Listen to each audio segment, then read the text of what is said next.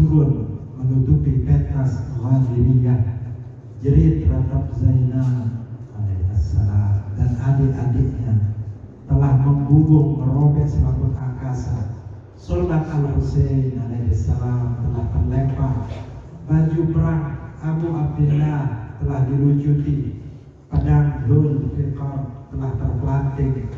Jasad junjungan Nabi sallallahu alaihi wasallam telah terkoyak terinjak puluhan kaki kuda.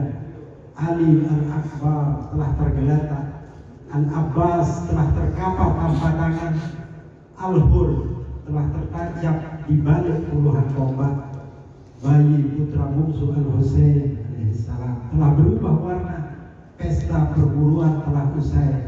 Kini yang tertangkap hanya senandung lirih Sukainah, yang tertunduk lesu, yang terdengar hanya hembusan napas Atikah, yang tertegun, yang terlihat hanyalah paras-paras kusut yang menyimpan derita, yang tersisa hanyalah jasad Al-Husain, yang tersayat tanpa kepala di Karbala. Kebenaran telah terpancung, tak dimandikan, tak dikafani, tak dikebumikan dan disolati. Umat Muhammad sallallahu alaihi wasallam untuk kesekian kalinya membunuh Muhammad sallallahu alaihi wasallam. Tiba-tiba seorang lelaki bermata biru menyeruak dari balik pintu kemah sembari membawa obor yang menyala-nyala. Zainab pun panik.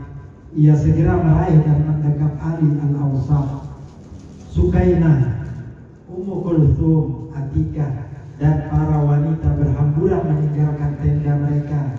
Dilebur di lahap api. Zainab tercengang, seakan tak percaya menyaksikan peristiwa itu. Seluruh pakaian dan perlengkapan telah musnah di telan api.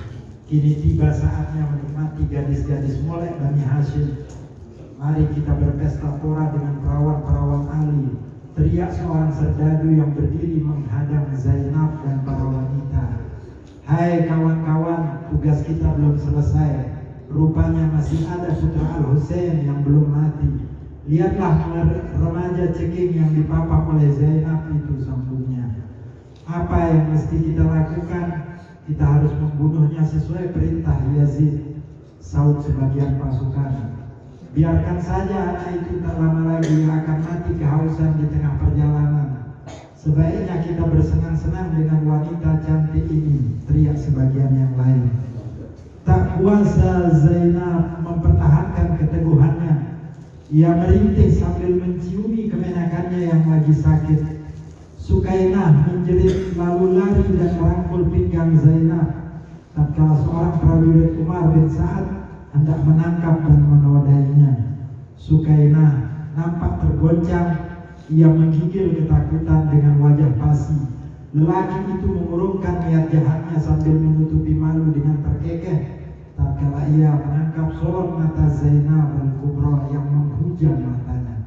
Ummu Kulthum menjerit karena antingnya dicerabut secara paksa oleh seorang lelaki bertutup muka hingga telinganya berdarah. Wanita-wanita Ali bin Abi Thalib menggigil ketakutan laksana rusa di tengah gerombolan serigala lapar. Sembari mengapit Ummu Kulthum dan Atikah, Zainab pun bangkit. Belum cukupkah kekejaman kalian dengan meyatimkan gadis-gadis ini?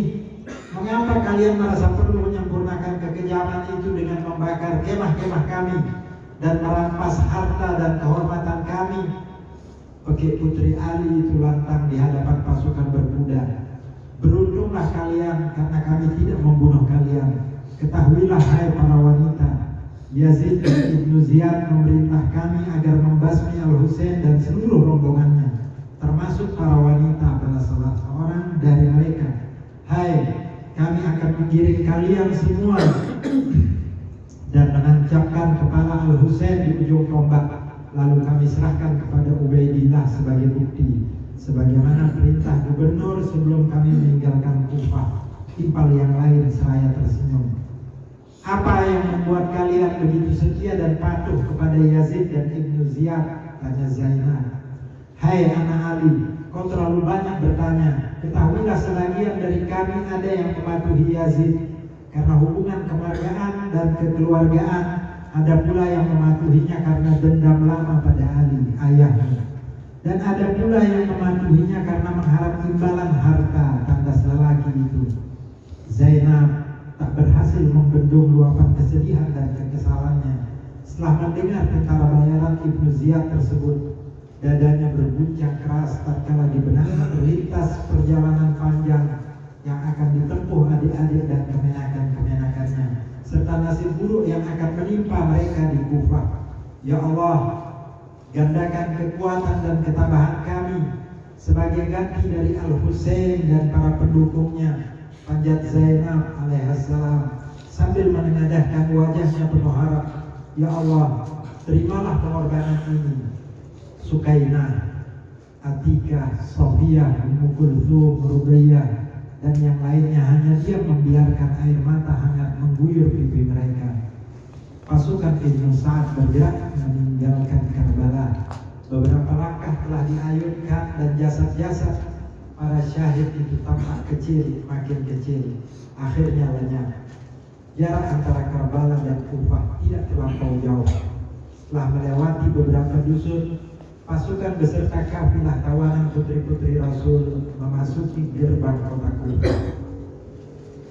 Di istana Ibnu Marjanah, Ubaidillah ibn Ziyad tampak berdiri berkaca pinggang sambil merinis menyambut rombongan Zainab dan pasukan Umar.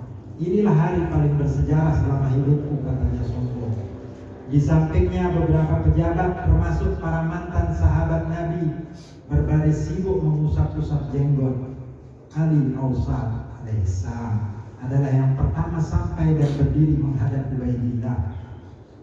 Beberapa saat kemudian Zainab al-Kubra alaihissalam dan rombongan tawanan wanita memasuki halaman istana. Tawa keras gubernur menyambut kedatangan mereka. Siapakah di antara kalian yang bernama Ummu Kulthum? Tanyanya Roman sambil mengangkat jari telunjuk. Tak ada jawaban dari rombongan. Ubaidillah sangat marah dan tersinggung. Hai, jawablah, siapakah yang bernama Ummu Kulthum? Hardiknya lantang. Mengapa kau merasa perlu menanyakan itu? Tugas Ummu Kulthum alaihissalam mengejutkan manusia. Hai, aku ingin menegaskan bahwa kalian dan kakek kalian hanyalah pembual. Ini kamilah yang berkuasa dan menang. Tandas Ibnu Marjanah di masa jahiliyah itu, hai musuh Allah, hanya jilatan api neraka bagian bersiap-siaplah untuk itu, kejam Ummu Kulthum alaihissalam. Ubaidillah terbahak sambil menoleh ke arah para pejabatnya setelah mendengar jawaban tegas tersebut. Esoknya Ubaidillah memanggil seluruh pejabat Kufah menghadiri jamuan pagi. Dalam jamuan itu gubernur memerintahkan Shimr bin Ziljawshan dan Khuli bin Yazid al-Aslahi agar memimpin 1.500 tentara berkuda. Hai Shimr dan Khuli, araklah kepala Al-Husain dan rombongan tawanan wanita ke setiap dusun dan kota hingga Damaskus. Perintah Ibnu Ziyad seusai jamuan tasyakuran atas kemenangan pasukannya di Karbala. Kafilah bergerak membelah bukit-bukit pasir. Angin kencang bertiup menarikan ujung-ujung jilbab penuh tambalan Zainab dan Ummu Kulthum. Deru, debu dan hamparan pasir digoyang oleh jejak-jejak bersambut dewi-dewi Sahara. Karbala, bumi duka dan prahara. Karbala, betapa mereka aniaya.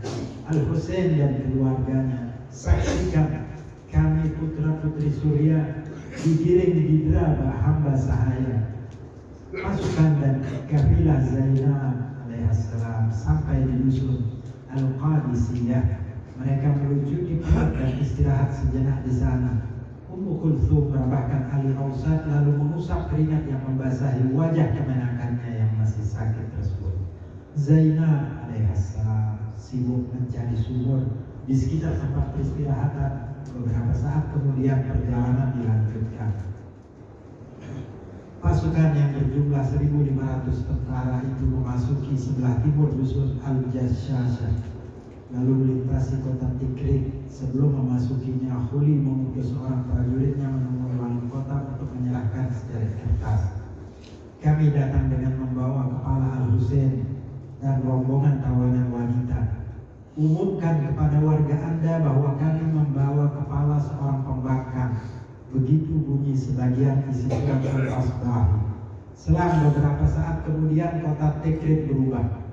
Trompet-trompet pun ditiup, rebana ditabuh, dan spanduk-spanduk dikibarkan demi menyambut kedatangan pasukan yang membawa kepala seorang pemberontak. Hai orang-orang, itu bukanlah Khawarij, itu adalah kepala cucunda Nabi Sallallahu Alaihi Wasallam. Teriak lelaki Nasrani yang baru datang dari Kufah. Betapa terperanjat warga Tikrit mendengar kabar tersebut. Seketika mereka membuang trompet dan rebana sembari mengecam wali kota Tikrit dan pasukan Khuli yang mulai mendekati kota mereka. Perubahan sikap warga kota Tikrit telah mengurungkan niat Shimir dan pasukannya untuk mengarah kepala Al-Husain ke sekeliling kota kecil tersebut. Mereka segera membelokkan haluan menghindari Tikrit yang padat dengan warga yang siaga menyambut dengan cacian dan hujan batu. Setelah melewati Bir Urwah, Khuli dan Shimir bersama pasukannya sampai di Wadi An-Nakhlah. Di desa tersebut mereka berhenti dan menginap semalam. Zainab membaringkan keponakannya di atas pangkuannya sambil mengelus dahinya. Ummu Kulthum menidurkan adik-adiknya usai melaksanakan sholat. Angin lembut bertiup mengelus wajah Sukainah. Langit masih tampak setengah gelap ketika pasukan Shimir dan kafilah tawanan putri-putri Ali meninggalkan Wadi An-Nakhlah. Mereka menyusuri gurun Sahara menangkal sinar surya hingga memasuki sebuah kota yang cukup padat penduduk. Lina nama kota tersebut. Kedatangan pasukan dan rombongan tawanan wanita telah mengundang perhatian mereka. Setelah mengenali kepala yang ditancapkan di ujung tombak itu, serentak mereka mencemooh pasukan Shimir. Terkutuklah orang-orang yang membantai Al-Husain dan menjadikan keluarganya laksana kawanan gelandangan, teriak mereka. Zainab terharu melihat adegan itu. Tentara-tentara Ibn Zil Jawshan hanya menundukkan kepala mendengar cemooh warga kota Lina. Keluarlah dari kota kami, pekik para wanita sambil melempari Khuli dan Shimir dengan batu-batu. Al-Asbahi memerintahkan pasukannya untuk segera mempercepat langkah meninggalkan Lina.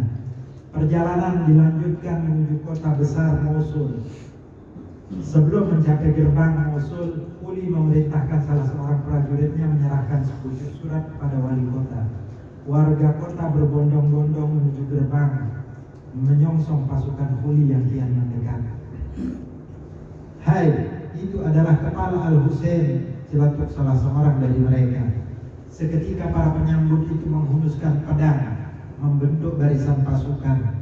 Mari kita perangi jika mereka bersikeras memasuki dan menodai kota kita, pekik salah seorang dari mereka. Pasukan Shimir membatalkan rencananya. Mereka mundur menjauhi gerbang Mosul.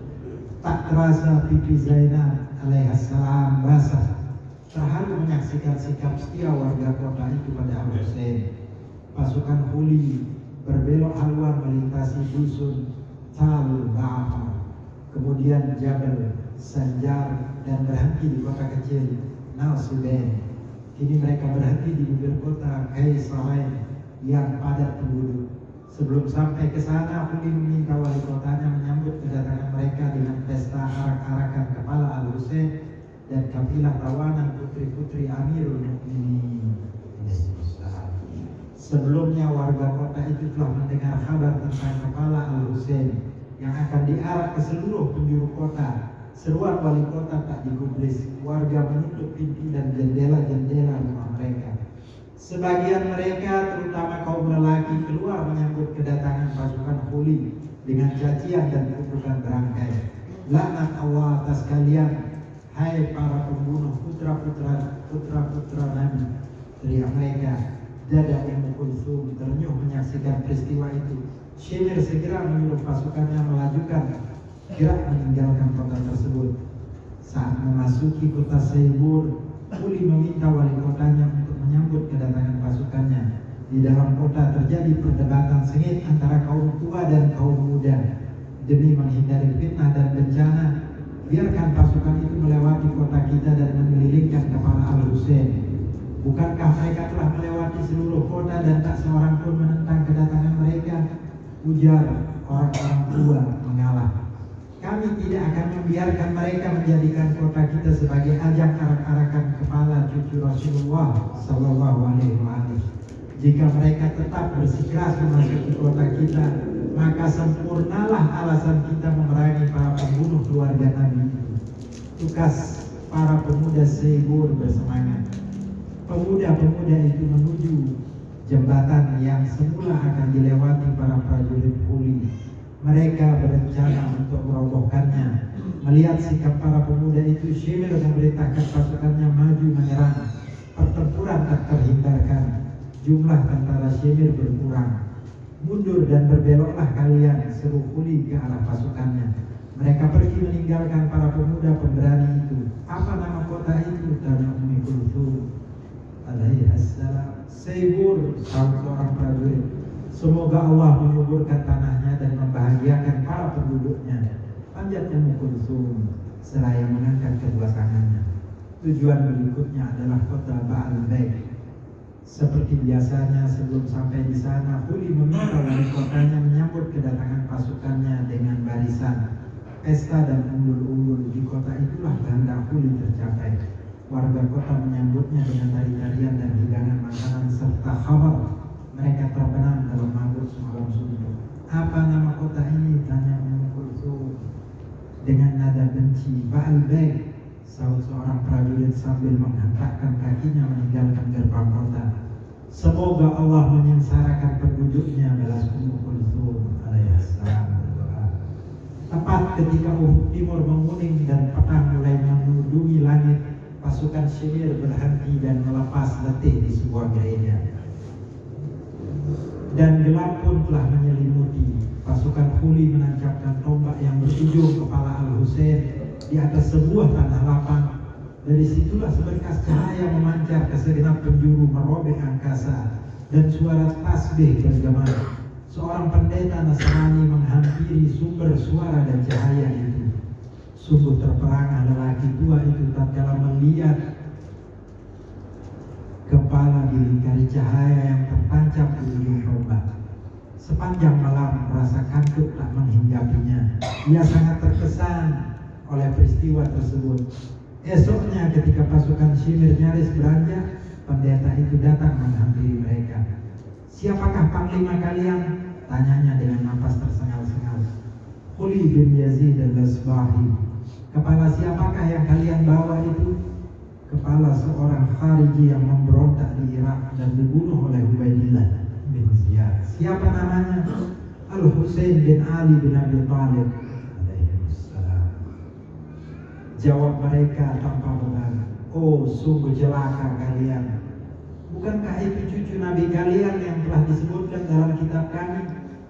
Kami umat Nasrani tidak berani mengusik onta atau kuda yang pernah ditunggangi oleh murid Isa. Bagaimana dengan kalian yang dengan darah dingin memenggal cucu Nabi kalian sendiri dan menawan para wanita keluarganya? Panglima, bersediakah Anda meminjamkan kepala ini kepada saya barang 1 jam? Aku tidak akan menyerahkannya kepada siapapun kecuali Yazid yang akan memberiku hadiah, ya Allah. Berapa jumlah uang yang kau inginkan? 10.000 keping dirham. Baiklah, aku bersedia memberikannya kepadamu. Timpal sang pendeta dengan mata berbinar. Setelah menyerahkan beberapa pundi berisi 10.000 dirham, Huli meminjamkan kepala cucunda kesayangan Nabi Sallallahu Alaihi Wasallam. Tak mampu lelaki non-muslim berhati mulia itu menahan derai tangisnya. Ia pergi meninggalkan pasukan Huli menuju rumahnya dengan langkah-langkah cepat.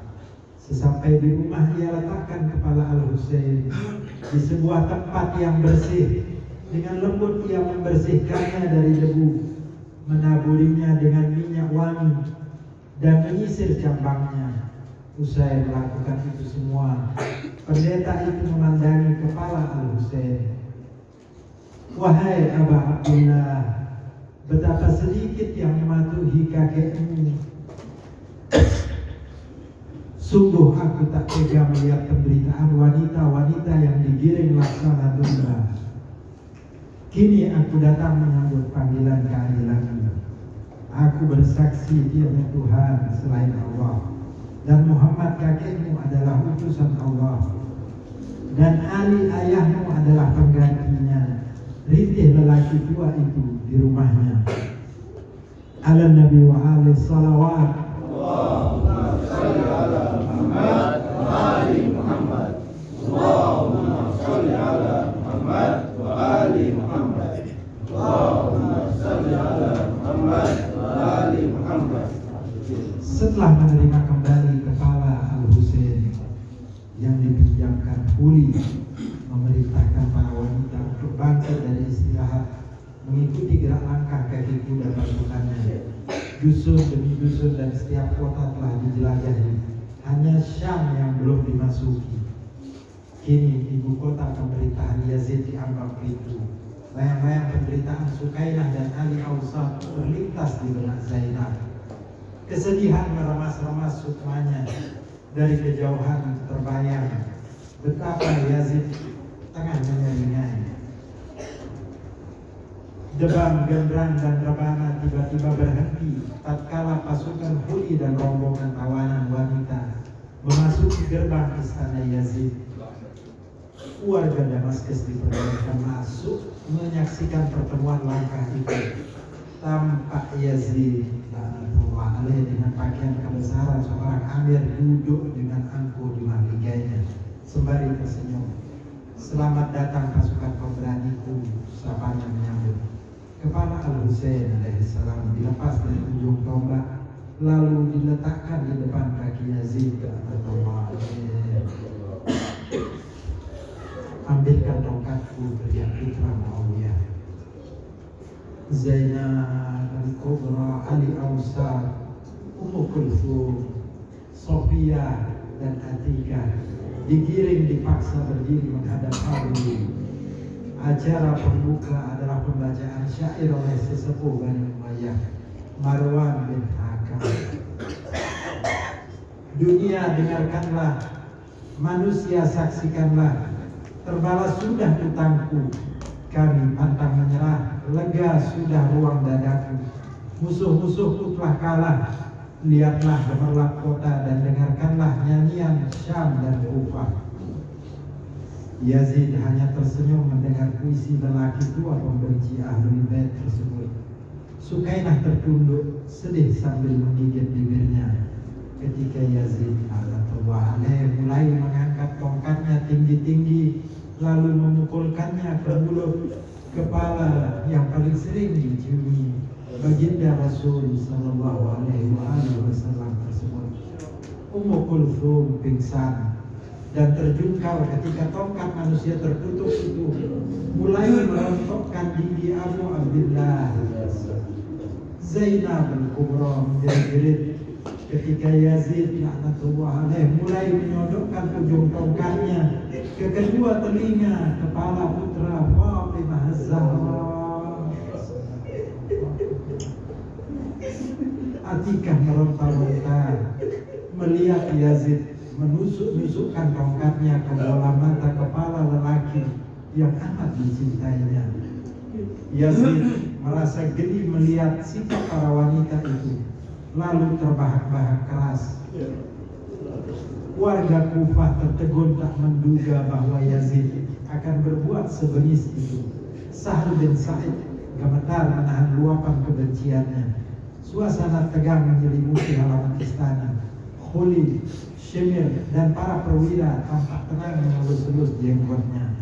Apa yang telah kalian lakukan atas Al-Husain dan para pendukungnya? Tanya Yazid pada Huli sang komandan. Telah kami bunuh sekitar 18 keluarga Al-Husain dan 50 lebih dari para pengikutnya di Karbala, balas Huli bangga. Khalifah, inilah kepala-kepala mereka, tambahnya seraya menunjukkan jarinya. Sebenarnya kalian tak perlu membunuhnya seandainya ia menyatakan baiat dan ketaatannya. Ujar Yazid bergurau sambil melirik ke arah Zainab dan rombongan.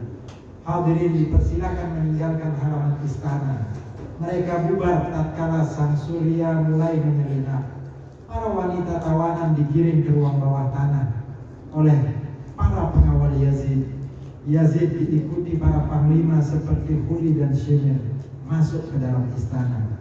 Kini tibalah saatnya aku meminta imbalan hadiah yang telah Khalifah janjikan, ujar Shimir sambil meringis. Spontan cucu Abu Sufyan mengarahkan gagang pedangnya ke leher Shimir. Inilah imbalannya. Sungguh terperanjat penebas leher cucu Rasul Sallallahu Alaihi Wasallam melihat sikap Yazid yang mengingkari janjinya. Keluarlah kau dari sini. Kau hanya anjing penjilat yang tak pantas menginjak lantai istanaku, sergah Yazid. Yazid mabuk berat semalam penuh hanya memukul-mukul kepala Al-Husain. Tak seorang pegawai pun yang berani mendekati, apalagi mengajaknya bicara. Esok hari, saat cahaya surya telah merayapi seluruh pojok Damaskus, Yazid di hadapan rakyatnya mengambil seluruh tawanan, termasuk Ali Ausad. Setelah satu demi satu nama mereka disebutkan dan diperkenalkan oleh Khuli kepadanya, Yazid memanggil Ummu Kulthum. Bagaimana kau melihat tindakan dan ketentuan Allah atas kalian? Tanya Yazid memancing amarah. Hai putra keturunan manusia yang telah diusir kakekku Rasulullah, lihatlah selir-selirmu terhormat sembunyi di balik tirai. Sedangkan putri-putri Rasul kau biarkan menjadi tontonan orang-orang fajir dan bagaikan gelandangan dilempari kurma dan beberapa keping uang oleh orang-orang Nasrani dan Yahudi. Serta Ummu Kulthum membalas pertanyaan. Perkataan Ali Al-Husain bagai tajam menembus ulu hati Yazid. Ia sangat tersinggung dan menyorotkan matanya penuh kebencian.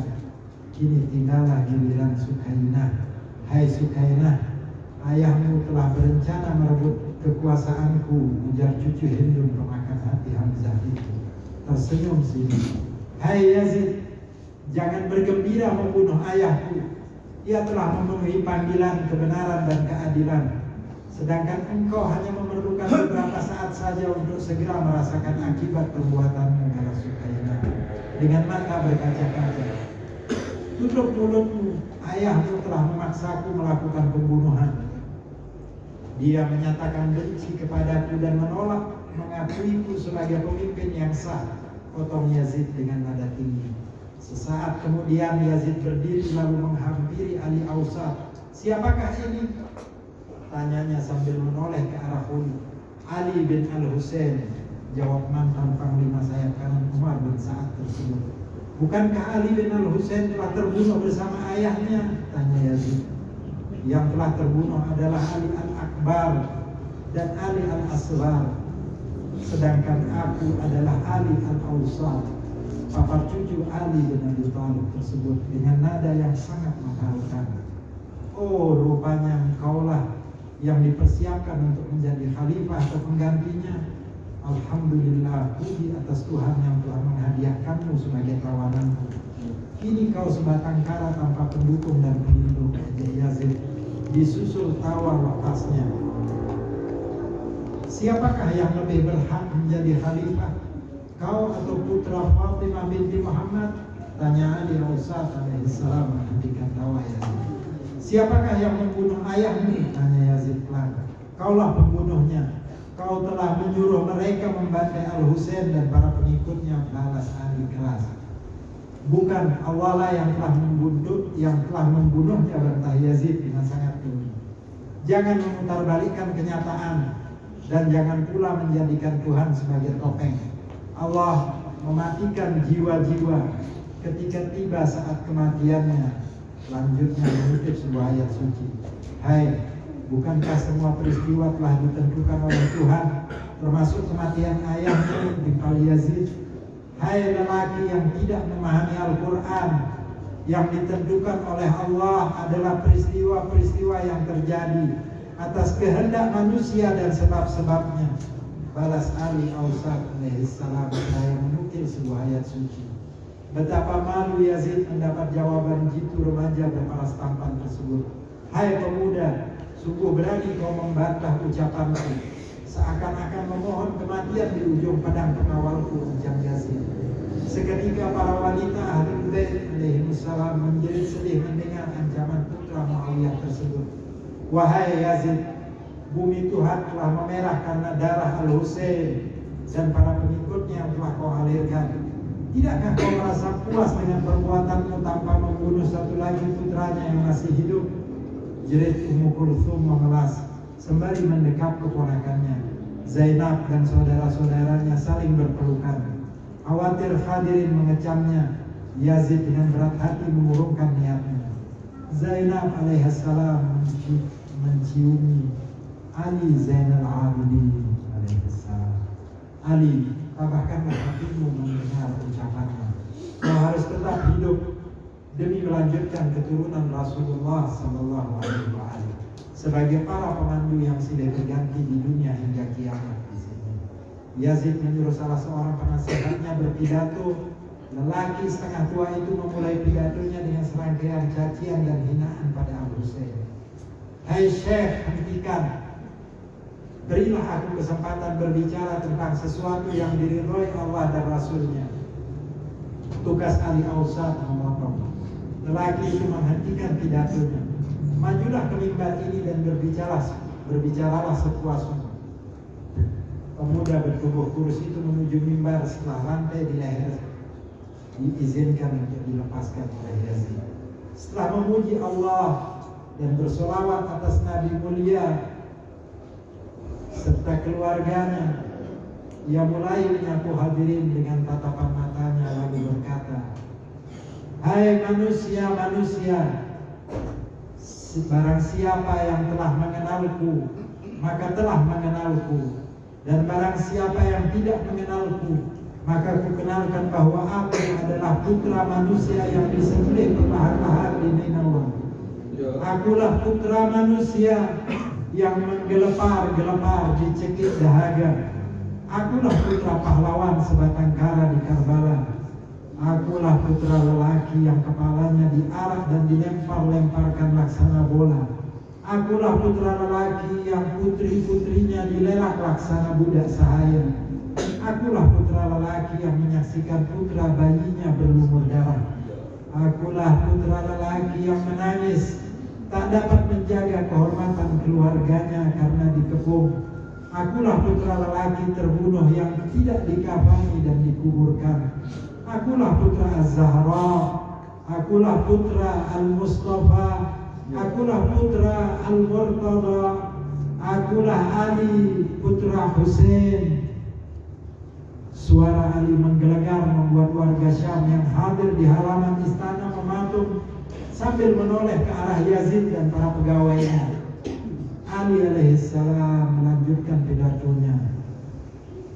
Hai kalian semua, Allah telah memuliakan kami dengan 5 manusia terbesar. Mereka lah penghuni persinggahan para malaikat. Mereka lah penghuni tambang risalah. Mereka lah penghuni gudang wahyu dan ayat. Mereka lah simbol cinta, kedamaian, keberanian, kebenaran, kepandaian dan keadilan. Mereka lah sumber cahaya, petunjuk yang menerangi pojok-pojok dunia. Tanpa mereka keberadaan alam jagat menjadi sia-sia. Maka kabar gembira bagi para pengikut mereka dan kabar menyesakkan dada bagi para penjual hati nurani pembunuh fitrah. Hadirin larut dalam kesedihan. Ada yang terharu karena cinta, ada pula yang menyesali sikapnya. Semua menangis mendengar serangkaian kata puitis dan menyala-nyala yang keluar dari pemuda berparas mirip Nabi Sallallahu Alaihi Wasallam itu. Hentikan, teriak Yazid dengan raut wajah memerah. Keparat kau, mengapa kau biarkan pemuda itu berbicara dan mempermalukan kita? Segahnya menghardik lelaki tua yang berdiri di samping Ali Zainal Abidin. Tiba-tiba dari luar dinding istana terdengar suara azan berkumandang. Yazid sangat terpukul dan malu ketika Ali Zainal Abidin bertanya, "Hai Yazid, nama siapakah yang disebut oleh juru azan itu dalam syahadatnya? Apakah Muhammad Rasulullah kakekmu ataukah kakek Al-Husain yang kau bunuh?" Yazid tak menggubris pertanyaan itu. Dia segera bangkit dari duduknya. "Aku tak perlu sholat," gumamnya sambil melangkah masuk ke dalam istana. "Hai pengawal, seretlah muazin itu dan putuslah tenggorokannya yang telah mengganggu ketenanganku dengan suara bisingnya itu," perintahnya sesaat kemudian. Pertemuan usai, mereka berlarian meninggalkan halaman luas istana. Ali dan para wanita Al-Husain digiring dan dijebloskan lagi ke ruang bawah tanah di sebelah selatan istana menuju Madinah. Seluruh jawaban Imam Ali Zainal Abidin dan Sayyidah Zainab al-Kubra alaihissalam membuat Yazid sangat gelisah setelah mendengar bahwa warga Syam sangat terpengaruh oleh ucapan Ali Ausad dan berbalik mengecamnya. Esok pagi ketika warga kota belum beranjak menuju pasar, pegawai istana khalifah memerintahkan seluruh penduduk Syam agar berkumpul di Masjid Jami untuk mendengarkan pernyataan Yazid. Dengan raut wajah kepucat-pucatan, Yazid berdiri menghadap lautan manusia tanpa memuji Tuhan atau siapapun. Putra kesayangan perampas khilafah itu mulai membuka mulutnya. "Wahai rakyatku warga Syam, kalian telah termakan oleh desas-desus dan omong kosong bahwa aku telah membunuh Al-Husain putra Ali. Ketahuilah yang membunuhnya adalah Ubaidillah bin Ziyad. Aku tak pernah menyuruhnya melakukan hal itu," teriak Yazid menangkis tuduhan rakyat. Ia berusaha meyakinkan mereka dengan memanggil salah seorang serdadu yang turut bersama pasukan yang mengepung kafilah Al-Husain. "Jawablah, siapa pembunuh Al-Husain?" tanya Yazid dengan nada tinggi. Lelaki itu diam, tak berani mengangkat kepalanya. "Hai kepala, sebutkan nama orang yang membunuh ayah anak muda itu," tanyanya geram seraya menunjuk Ali Zainal Abidin. "Tuanku, apakah keselamatan hamba terjamin jika hamba menjawab pertanyaan Tuan?" tanyanya memelas.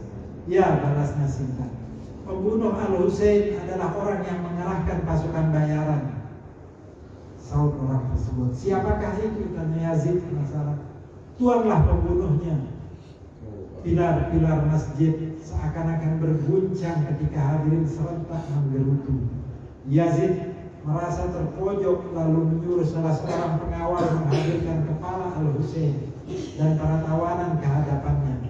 "Kalian bebas memilih antara tinggal di kota ini dan meninggalkannya," ujar Yazid dengan nada pelah menawarkan. "Kami memilih pergi untuk mengurus jenazah Al-Husain dan tinggal di Madinah," sahut Zainab al-Kubra mewakili yang lainnya. Betapa mengharukan ketika mereka saling merangkul disaksikan oleh warga Syam. Wanita-wanita keluarga Rasulullah Sallallahu Alaihi Wasallam yang mengenakan busana serba hitam itu tampak siap mengayunkan langkah. "Selamat tinggal Syam, selamat tinggal kota para penghina keluarga Nabi, selamat tinggal Yazid dan serigala-serigala berjubah. Sampai jumpa kelak di hadapan kakek dan ayah kami," kecam Ummu Kulthum dalam hati. Warga Damaskus melepas keberangkatan dewi-dewi Sahara itu dengan linangan air mata penyesalan. Jumat 20 Safar tahun 60 Hijriah. Suasana kota tiba-tiba riuh. Teriakan dan takbir bersautan di sudut-sudut perkampungan. Bocah-bocah berlarian dan para wanita berduyun menuju gerbang kota. Para pemuda menaiki kuda dan melesat. Halakah-halakah di emperan Masjid Nabawi mendadak bubar. Para juru fatwa cepat-cepat menyelinap di balik pintu rumah mereka. Penduduk Madinah berjejal dan berbaris. Kafilah wanita-wanita Rasulullah melintasi gerbang kota. "Marhaban, selamat datang di Madinah," sambut warga yang berbaris sambil tertunduk malu. Kafilah bergerak maju membelah kerumunan manusia. Tiba-tiba seorang wanita lari menubruk dan memeluk Zainab al-Kubra, Ummu Kulthum binti Aqil bin Abi Thalib, terisak-isak menangisi kematian Al-Husain dan Muslim ramai. Jari-jari Zainab mengelus-elus kepala wanita itu seraya menarik nafasnya dalam-dalam. Ummu Hani, Ramlah, Asma, dan putri-putri Ali alaihissalam berhamburan merangkul Ummu Kulthum dan Zainab. Langit Madinah menjadi saksi bisu pertemuan yang amat mengharukan itu. Warga bersepakat untuk berkabung selama 15 hari. Zainab al-Kubra menghampiri lelaki yang diperintahkan mengawal kafilahnya oleh Yazid dari Syam. Hei perwira, terimalah hadiah kami. Terima kasih.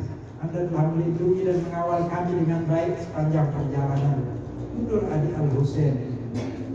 Putri, saya tidak pantas menerimanya. Tugas saya hanyalah mengawal dan mengantarkan Anda dan semua rombongan ke Madinah. Balas perwira itu berusaha menolak dengan nada halus. Lelaki bertubuh gagah itu pergi menuju Damaskus, diiringi sepasukan prajuritnya. Ummu Kulthum meninggalkan kerumunan orang menuju Masjid Rasul. Ia tak mampu menjaga keseimbangan tubuhnya. Ia jatuh roboh di depan pintu masjid kakeknya, lalu meraung-raung sambil merangkak. Ia berusaha mendekati pusara manusia teragung tersebut. Salam sejahtera atasmu kakekku. Oh, betapa kami tersiksa oleh rindu padamu. Aku kini adalah seorang wanita tanpa pelindung. Bawalah aku bersamamu, teriak wanita muda itu sambil mencukupi batu nisan sederhana di hadapannya.